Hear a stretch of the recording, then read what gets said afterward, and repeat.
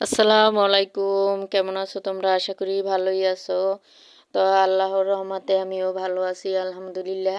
তো আজকে আমি মাটির চুলায় বেগুন পুড়ে ভর্তা বানাবো। তো তোমরা দেখো আমি কিভাবে বেগুনটা কিন্তু আমি পুড়ে তুলে নিয়েছি। এবার আমি মরিচটাকে ভেজে নেব অল্প তেল দিয়ে। আমি কিন্তু এখানে বেশি তেল দেব না।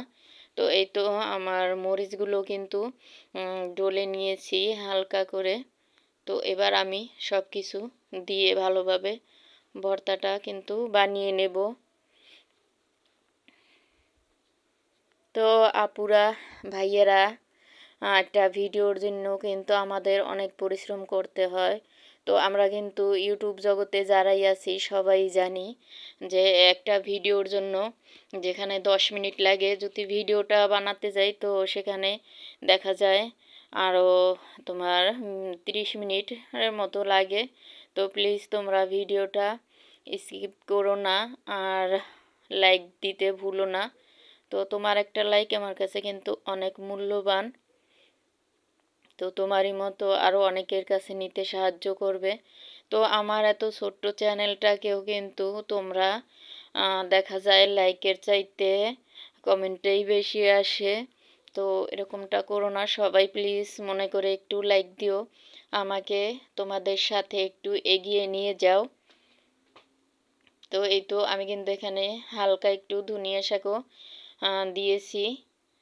আর পোড়া বেগুন চুলায় যদি পোড়ানো যায় তাহলে কিন্তু আলাদাই একটা সুন্দর একটা ঘ্রাণ আসে। তো এটা কিন্তু অসাধারণ হয়েছিল। তো তোমরা একদিন হলেও ট্রাই করবে। আর যাদের মাটির চুলা নেই তো কি আর করার, তো তোমরা এমনিতেই গ্যাসে পুড়ে খেও। আর মাটির চুলাটা একটু আলাদাই হয়।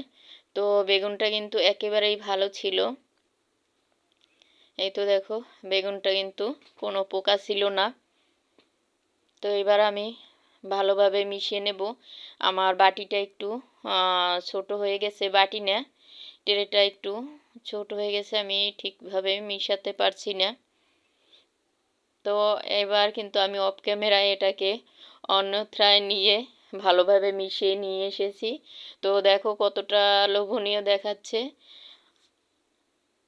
এটা কিন্তু খেতেও অনেক মজা লেগেছে। বেগুন ভর্তা দেখা যায় যদি দুপুরে গরম ভাতের সাথে খাওয়া যায় তো অনেকটাই মজা লাগে।